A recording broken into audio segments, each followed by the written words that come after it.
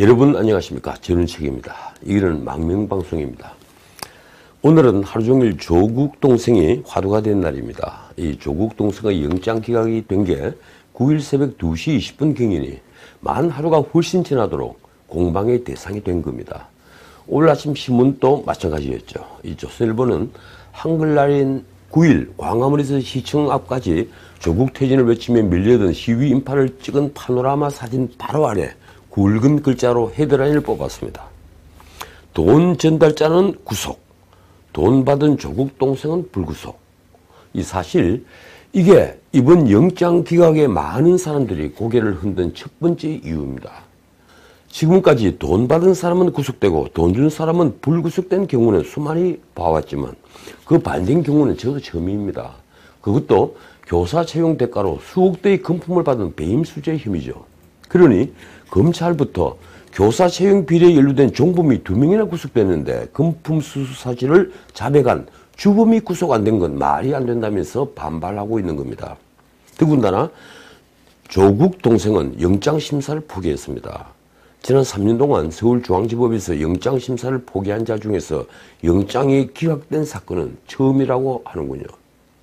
물론 검찰은 영장을 재청구할 방침이라고 합니다. 동아일보 헤드라인도 검찰 조국 동생 영장 재청구 방침 이렇게 뽑았습니다. 그 밑에는 역시 한글날의 시위 인파 사진이 실렸군요. 그러고 보니 우리나라 신문들 일면에 우파 집회의 대형 사진이 실리는 게 참 낯설어 보이기도 하고 신기해 보이기도 합니다. 먼저 법원의 영장 기각 사유를 볼까요? 조 씨의 구속영장 기재 범죄 혐의는 3가지입니다. 운동학원 상대 허위소송, 이게 이제 배임죄입니다. 그리고 교사 채용 금품 수수, 그리고 증거인멸 교사, 이 3가지입니다. 이 명재권 영장 담당 부장판사의 기각 사유는 대강 이렇습니다. 허위소송 혐의 성립에 다툼의 여지가 있다. 주거지 압수수색 등 광범위한 증거 수집으로 배임 수재의 사실관계를 조 씨가 대체로 인정하고 있고 건강 상태 등을 참작하면 현 단계에서 구속의 사유와 필요성을 인정하기 어렵다. 자, 하나씩 살펴봅시다. 이 명판사는 우선 자백을 구속영장 기각 사유로 삼았습니다. 증거가 다 수집됐고 자백을 했으니까 굳이 구속할 필요가 있느냐, 불구속 재판하는 게 맞다는 것이죠. 물론 일리 있고 틀린 말은 아닙니다. 그런데 한 말씀 드리자면 만약 증거 수집과 자백 같은 것이 구속 판단의 중요 기준이라면 아마도 구속될 사람은 얼마 되지 않을 겁니다. 언제부터 우리 사법부가 범죄의 중대성 같은 건 따지지 않고 불구속 재판 원칙을 견지했는지 정말 제가 한번 따져보고 싶은 심정입니다. 그런데 한편으로 명판사는 영장 기각 사유의 소송 사기, 즉 배임 혐의에 대해서는 다툼의 여지가 있다고 적시했습니다. 즉 운동학원 재산 빼돌리기 소송 사기는 자백하지 않고 다투고 있으니까 피의자의 방어권 권리를 위해서 영장을 기각해야 하고 채용비리 배임 수재는 증거가 다 수집됐고 자백을 했으니까 역시 영장을 기각해야 한다는 겁니다. 그뿐이 아니죠. 조 씨는 영장심사 이틀 전 허리 디스크 수술을 한다면서 영장심사를 연기해달라고 요청을 하고 병원에 입원까지 했는데 명판사는 친절하게도 피의자의 건강 상태까지 기각 사유에 넣었습니다. 그렇다면 검찰이 기동이 불편할 정도로 몸이 아픈 사람을 강제 구인한 것일까요? 검찰의 구인에는 의사 출신 검사가 직접 나섰다고 합니다. 그래서 피의자의 건강 상태를 확인했다고 하죠. 동아일보 보도를 보면 조 씨가 6일 넘어졌는데 디스크 수술이 필요하다고 하면서 병원에 입원할 당시에 직접 운전했다고 합니다. 그러면서 정유라의 학살 비리에 연루됐던 김경숙 교수는 유방암 투병 중이었는데도 구속영장이 발부됐다고 비교를 했습니다. 영장 청구 범죄 사실을 지킨 배임 수재 금액만 예군으로 알려져 있죠. 신문들은 수억 원으로 표현을 많이 합니다. 예군이 넘는다는 얘기입니다. 물론 범죄의 내용에 따라 무조건 영장을 발부하지는 않지만 범죄의 중대성은 영장 발부의 중요한 판단 기준입니다. 배임 수재는 형량이 5년 이하의 징역인 중범죄죠. 그래서 자백했다고 영장을 기각하는 경우는 아마 아주 드물 겁니다. 그리고 영장 발부의 가장 기본적인 조건은 증거인멸과 도주 우려입니다. 신문에 말이 나지 않습니까? 증거인멸과 도주 우려가 있다 없다. 그런데 조국의 동생은 관련자에게 수백만 원의 도피 자금을 주며 해외 도피를 교사한 사람입니다. 게다가 관련자에게 채용 대가로 돈을 주지 않았다는 허위 확인서를 쓰겠다고 합니다. 검찰이 이 정황까지 영장에 적시를 했습니다. 그렇다면 조국의 동생은 광범위하게 증거인멸에 이미 나섰고 앞으로도 증거인멸에 나설 가능성이 매우 크다고 보아야 합니다. 그게 정상적이겠죠. 그런데도 명판사는 증거인멸이나 도주 우려에 대해서는 전혀 판단을 안 했는지 단 한 줄도 쓰지 않았다고 하는군요. 자, 이러니 여기저기 뒷말도 무성하고 비판도 쏟아집니다. 어제도 제가 그런 비판을 하나 소개했습니다만 이번엔 전 영장 담당 판사가 공개 비판에 나섰습니다. 조선일보 3면에 상세히 다루었죠. 서울중앙지법에서 영장심사를 맡았던 경북대 로스쿨 이충상 교수가 그 주인공입니다. 신문을 보면 이 교수 역시 2억 원을 전달한 정범이 구속됐는데 그 돈을 받은 주범의 영장 기각은 큰 잘못이라며 그 범죄 하나만으로도 도주 우려가 있다고 봐야 한다. 그래서 구속해야 한다고 질타를 했습니다. 자, 정치권 논평을 보겠습니다. 참 재미있습니다. 여당인 민주당은 조국 동생 영장이 기각이 되자 검찰이 무리한 수사에 법원이 제동을 건 것이라면서 사법부 결정을 존중한다고 논평을 내놓았습니다.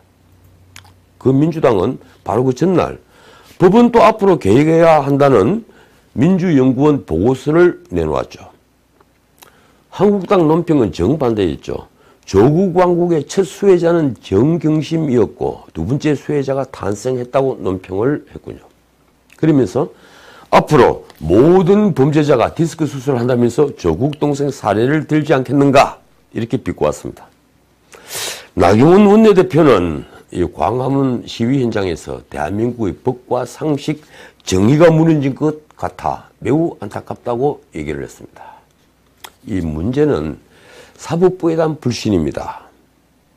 우리 사회에 신뢰가 다 무너지고 있는데 마지막 보루라고 얘기했던 사법부에 대한 불신 말입니다.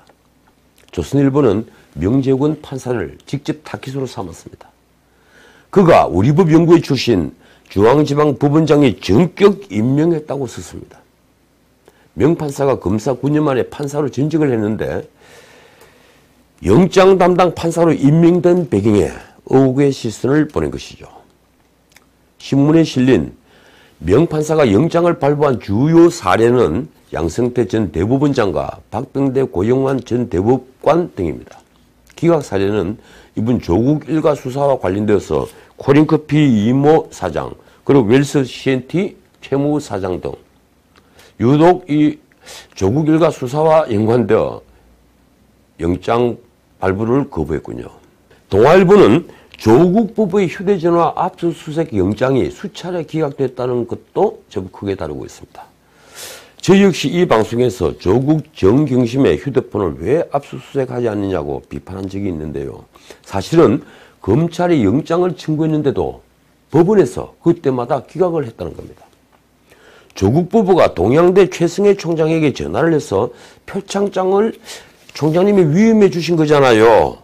이렇게 해서 위임한 게 아니냐고 했다는 사실이 보도된 후에 검찰이 그 전화를 왜 압수하지 않는지 저는 매우 궁금해 했는데 검찰은 청구했고 법원이 기각했다는 겁니다. 이 전화기들은 동양대 PC 인출과 그리고 조국 씨 집에 있는 컴퓨터 하드디스크 교체를 하는 등 여러 증거인멸 행위에 조국 부부가 어느 정도 관여를 했느냐 이 정도를 밝히기 위해서는 꼭 압수해야 될 증거라고 저는 봅니다.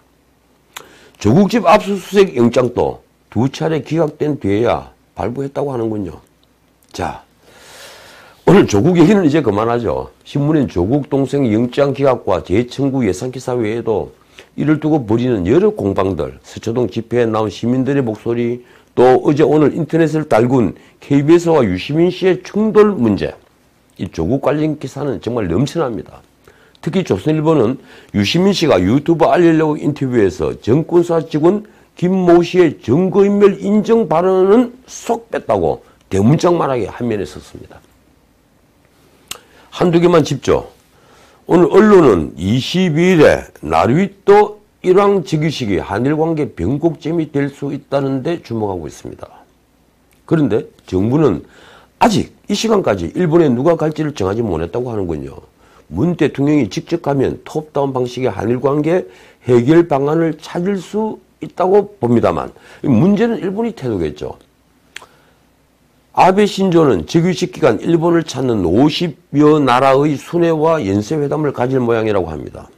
만약 아베가 지난 G20 때처럼 바쁘다면서 또 패싱 작전으로 나오면 그때 한일 양국 국민 감정은 걷잡을 수 없게 될 테니까 이 톱다운 방식 추진하는 것도 아마 애를 많이 먹을 모양입니다. 문 대통령 방일은 사전 충분한 실무 협상이 있어야 성사될 터인데 또 우리 외교부가 워낙 사강 외교에는 무능해 보여서 사실 저는 큰 기대를 가지지 않습니다.